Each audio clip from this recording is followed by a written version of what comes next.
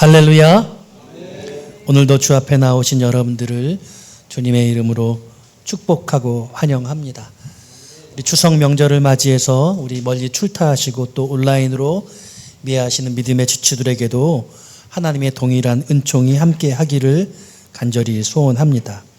오늘 9월은 우리 일꾼으로 준비되는 9월이라는 제목으로 일꾼 시리즈 말씀을 증거하고 있는데, 우리 추석을 맞이해서 오늘은 잠깐 일꾼 시리즈를 중단하고 특별히 여러분들을 응원하고 위로하고 격려하고 싶은 마음에 로마서 5장의 말씀을 가지고 의롭다 하심 그 사랑의 확증, 오늘 말씀의 제목은 의롭다 하심 그 사랑의 확증, 이 제목으로 함께 은혜를 나누기를 원합니다. 추석이 추석 같지가 않습니다. 이것은 가족인가 왼수인가, 왼수인가 가족인가. 대체 화목한 가족이란 무엇일까요? 모이면 이상하게 가족끼리는 더 싸우게 됩니다. 우리 집구석은 왜 대체 그 모양일까? 밖에 나가서는 그렇게 친절하고 그렇게 다정한데 집에만 오면 도대체 왜 그런 것일까? 혹시 우리 집만 그런 것일까? 아닙니다. 그렇지 않은 것 같습니다. 제가 친구들에게 물어봤어요. 목회자 친구들에게 물어봤는데 다른 집도 비슷한 것 같습니다. 여러분들은 어떠세요? 식구와 가족이라는 그 말이 비슷한 듯 다릅니다. 식구는 한 집에서 함께 살며 끼니를 같이 하는 사람을 의미하죠. 가족은 어버이와 자식, 부부 등 혈연으로 맺어져 한 집안에서 이루는 사람들입니다. 비슷해 보이지만 좀 달라요. 교회 공동체는 매주일 함께하는 식구입니다.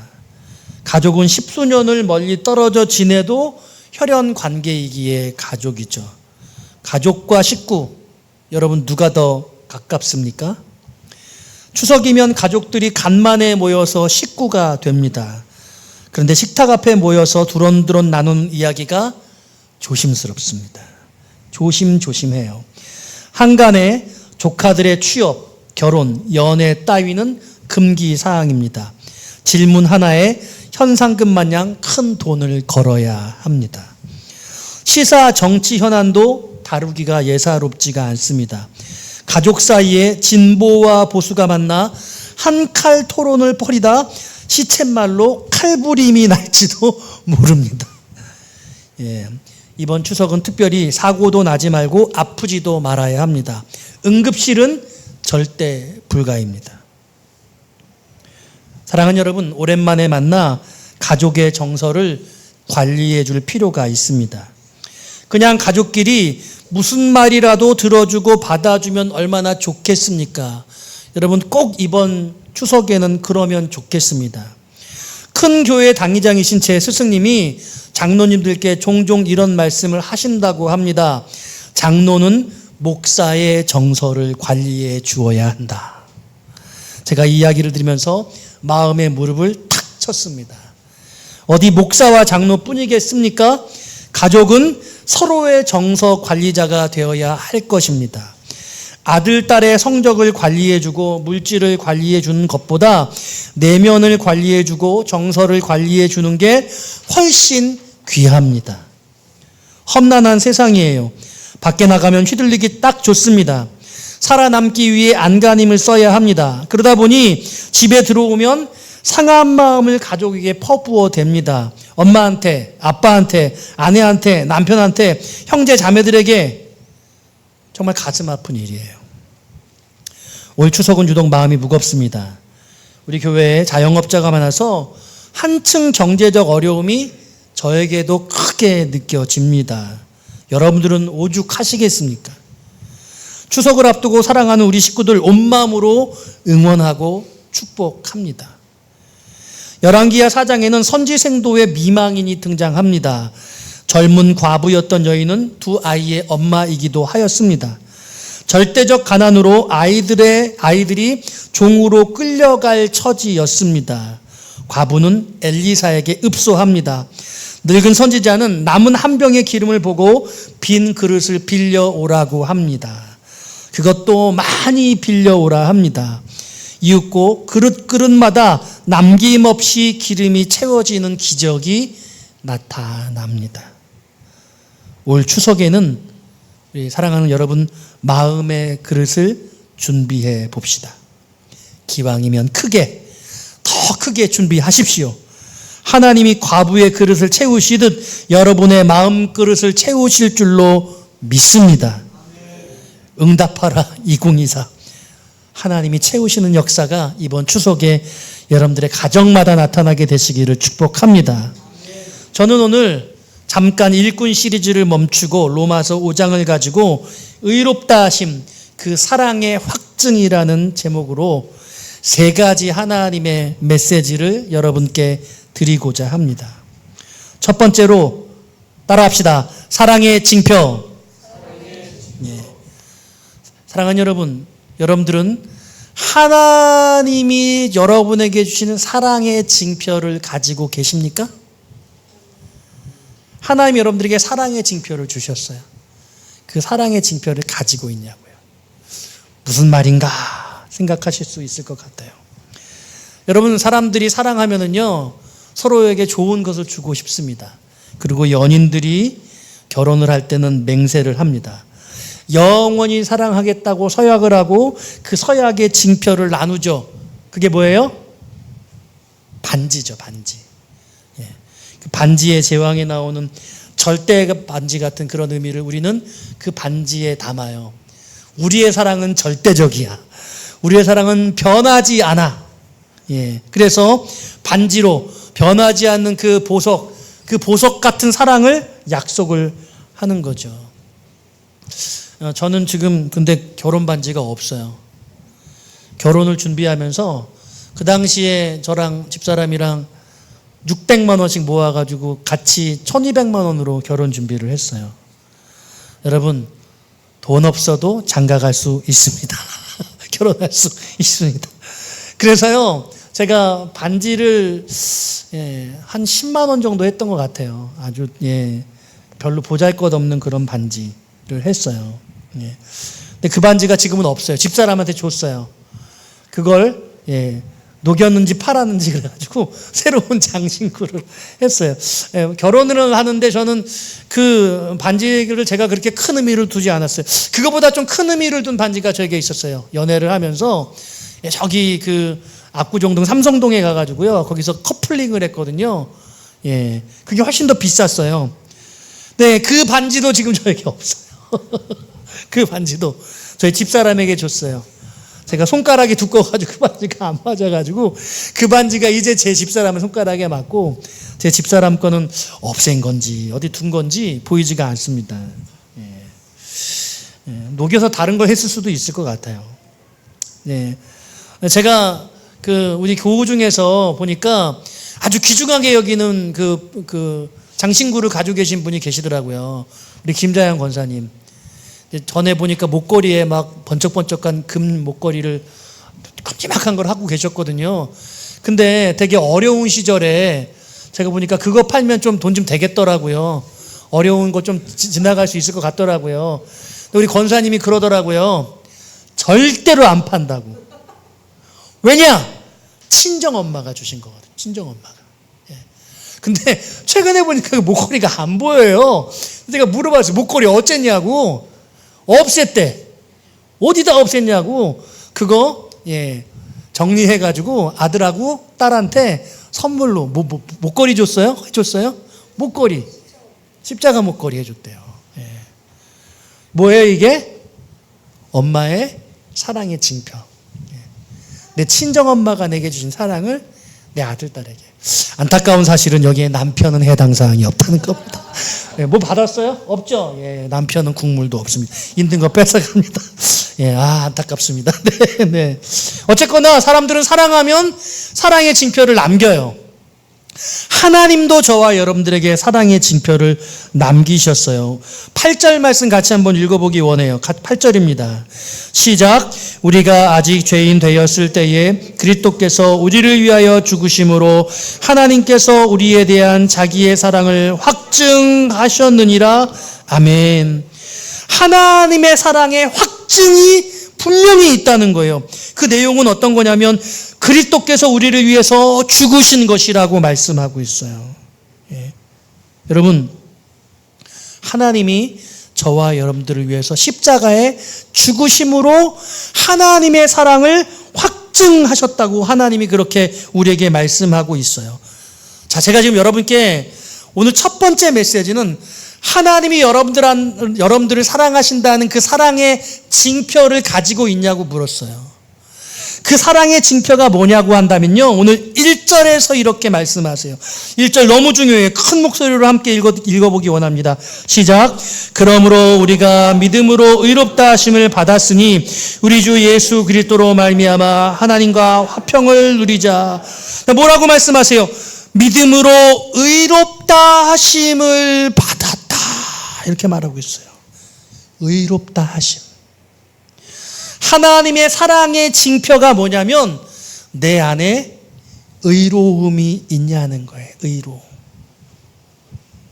이걸 다른 말로 하면 칭의라고 그렇게 말해요. 의롭다고 인정하는 것, 의롭다고 불러주는 것.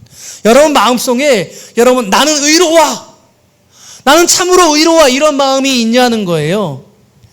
여러분, 이것은 내 자의식이기 때문에 내가 어떤 마음의 상태인지를 내가 너무나 잘 알아요.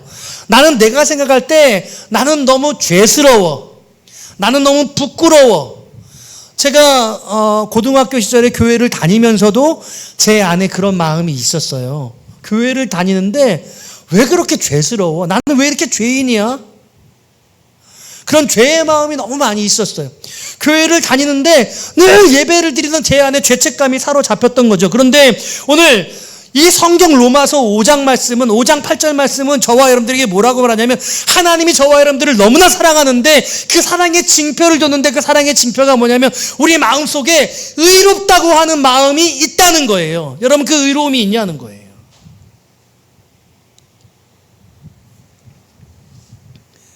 오늘 그래서 이 의로움을 살펴봐야 돼요. 그게 오늘 두 번째 메시지인데요. 따라해 볼까요? 믿음과 의로움.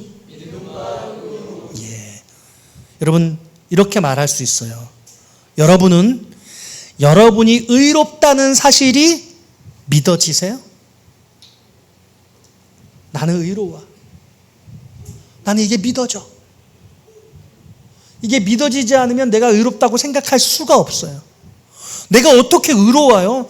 나는 나로 의로울 수가 없잖아요. 근데 의롭다는 사실이 믿어지는 거예요. 이 의롭다는 것을 두 가지로 생각해 볼 수 있는데요. 첫 번째로는요, 예수님의 십자가로 인해 내 죄가, 여러분들의 죄가 용서되었다는 거예요. 이것은요, 여러분들의 죄의 문제가 완전히 해결되었다는 의미입니다. 그렇다고 해서 여러분들이 죄인이 아니라는 의미는 아닙니다. 우리는 여전히 하나님을 믿음에도 불구하고 이 세상을 살아가면서 그렇게 의로운 삶을 살아가지는 못해요. 나는 여전히 매일매일 나쁜 생각을 하고 나쁜 말을 하기도 하고 사람들을 속이기도 하고 내 마음에 죄책을 가진단 말이죠. 하나님이 나를 의롭다고 말씀하신 것은 내 죄의 문제가 완전히 해결됐다는 의미인데 그렇다고 내가 죄를 짓지 않는다는 뜻은 아니라는 거예요. 나는 여전히 죄를 짓고 죄인임에도 불구하고 하나님 아버지는 그런 내 죄의 문제를 완전히 해결하셨고 그래서 나는 이 문제에 대해서 자유롭다는 의미예요. 할렐루야. 여러분, 이 놀라운 신비가 내 안에서 해결되어져야 되는 거예요. 내가 죄를 짓는데 내가 죄책이 있어, 내가 죄책감을 잊는데 그럼에도 불구하고 나는 의롭다고 여겨지는 거예요. 이게 이론적으로 말이 안 되거든요. 그런데 이게 무엇으로 가능해요? 이게 믿음으로 가능하다는 거죠. 그냥 믿어지는 거예요. 이게 믿어지지 않으면요, 하나님이 나를 사랑하셔서 내가 의롭다는 사실이 믿어지는 게 내 믿음의 징표예요. 내 안에 하나님의 의로움이 내 안에 믿어져야 돼요. 이게 선물이에요. 이 말은 다른 말로 내가 하나님의 자녀라는 사실이에요. 하나님이 내 아버지예요. 하나님이 아저씨가 아니라 하나님이 옆집 그냥 지나가는 분이 아니라, 그냥 신이 아니라 그 하나님이, 전능하신 하나님이 내 아버지가 되신다는 거예요. 사랑하는 여러분, 우리 부모님들은 다 알 거예요. 여러분들의 아들, 딸들이 그렇게 훌륭하지 않아요. 그렇게 대단하지 않아요. 그래도 나는 내 아들, 내 딸을 너무 사랑해요. 내 아들, 딸이 세상에 나가서 다른 사람들이 비난하고 손가락질할 수 있는 어떤 죄를 범할지라도 그 아이는 내 아이고 내 자녀고 내가 그 아이를 사랑해. 믿으십니까? 하나님이 그렇게 여러분들을 택하셨다는 거예요. 하나님 여러분들 그렇게 자녀 삼으셔서 여러분들을 아들, 딸이라고 말씀하고 계신다는 거예요. 그러므로 여러분들이 짓는 그 모든 죄도 십자가에서 주님이 다 해결하셨다는 거예요. 믿으십니까? 그래서 하나님이 내 아버지가 되는 거예요. 이게 믿어지는 거예요. 이 의로움이란 징표는 그런 거예요. 내가 예수를 믿지 않은 세상의 그 어떤 사람보다 더 훌륭하고 더 경건하고 도덕적인 삶을 산다고 해서 내가 하나님의 아들이 되는 게 아니라, 자녀가 되는 게 아니라, 내가 그들보다 훨씬 부족하다고 할지라도 나는 하나님의 자녀가 된다는 거예요. 이게 은혜인 거죠. 이게 놀라운 사랑인 거예요. 이게 믿어져야 돼요. 이게 믿어져야 돼요. 이게 하나님의 사랑의 징표예요. 이것을 조금 더 구체적으로, 내 인격적으로 이것을 내가 돌아보고 살펴볼 수 있는 부분이 오늘 말씀의 핵심적으로 나온 데 계신 세 번째 여러분께 함께 나누고 싶은 메시지예요. 내가 의롭다고 말하는 징표가 무엇인가? 내가 의롭다고 말하는 징표가 무엇인가? 오늘 본문은 세 가지로 말씀하고 있는데요. 여러분, 로마서는 아주 논리적이에요. 그래서 아주 인과관계를 명확하게 설명하고 있는데, 인과관계를 설명하는 그런 접속사들이 오늘 본문에 등장해요. 1절에서는 그러므로 라고 말하고 있어요. 이 그러므로는 로마서 앞에 있는 1장, 2장, 3장, 4장의 모든 지금까지의 논의의 결과로, 그 모든 결과를 놓고 분명하게 말할 수 있는 것을 지금 진술하겠다는 거예요. 그리고 2절에서는 이렇게 접속되어 있죠. 또한 앞에 있는 두 번째 그러므로라는 뜻이에요.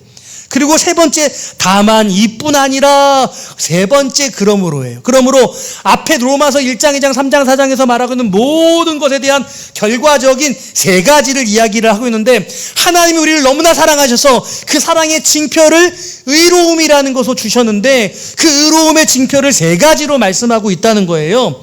첫 번째로는 뭐라고 말씀하고 있냐면 1절 제가 읽어드릴게요.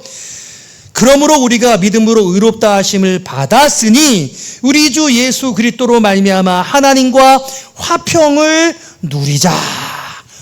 그러므로 화평을 누려야 한다는 거예요. 하나님의 사랑의 징표를 그 의로움으로 가지고 있는 사람은 화평을 누리는 사람이 되어야 된다는 거예요. 두 번째로 또한 2절 그로 말미암아 우리가 믿음으로 서 있는 이 은혜에 들어감을 얻었으며, 이 은혜에 들어감을 얻었으며라는 이 말씀은 앞에서 1절에서 의롭다 하심이란 단어와 동일한 말이에요.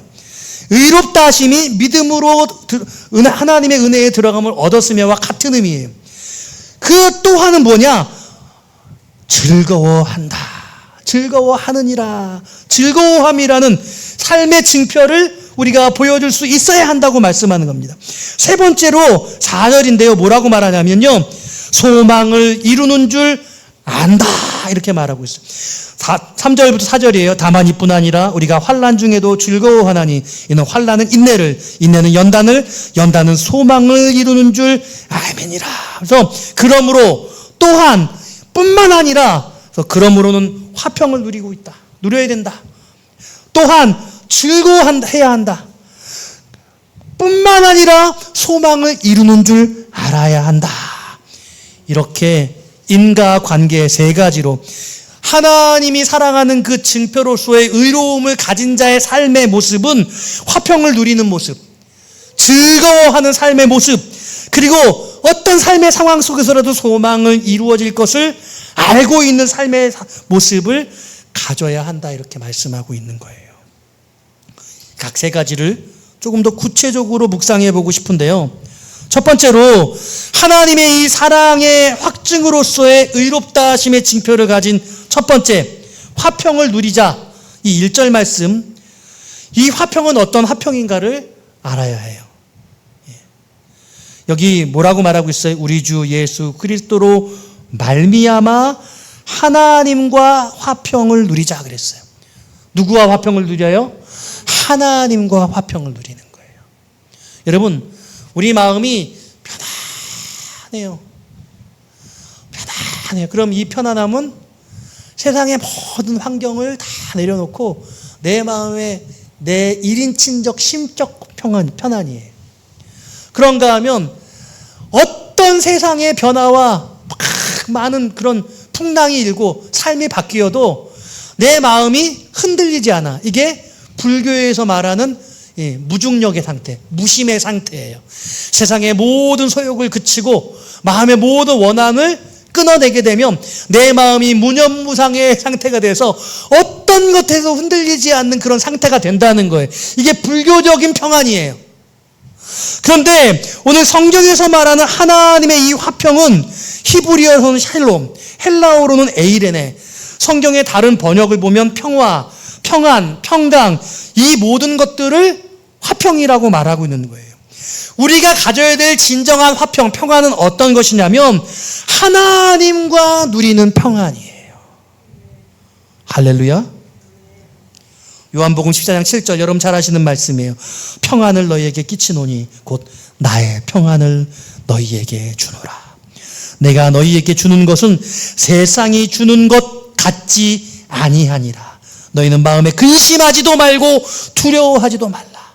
세상의 모든 근심과 두려움을 다 떨칠 수 있는 참된 평안, 그 샬롬의 평강, 그 에이레네의 평안이 오늘 이 본문 속에 있는 거예요.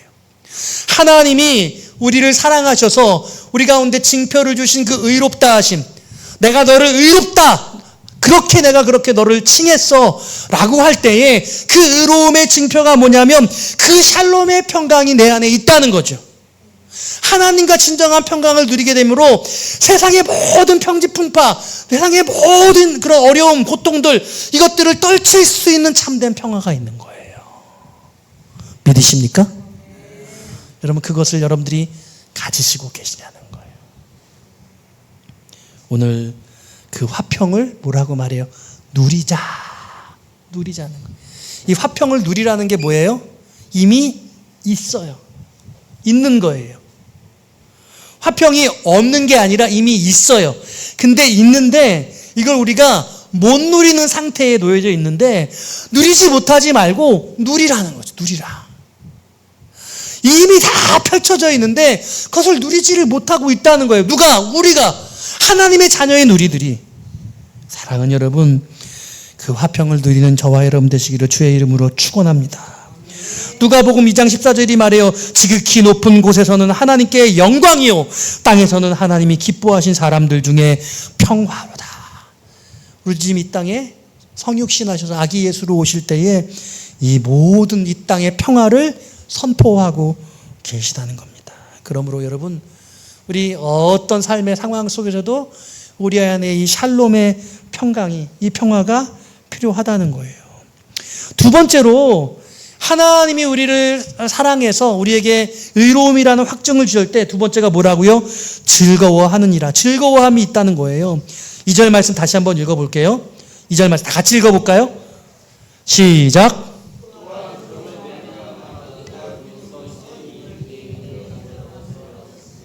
하나님의 영광을 바라고 즐거워하느니라.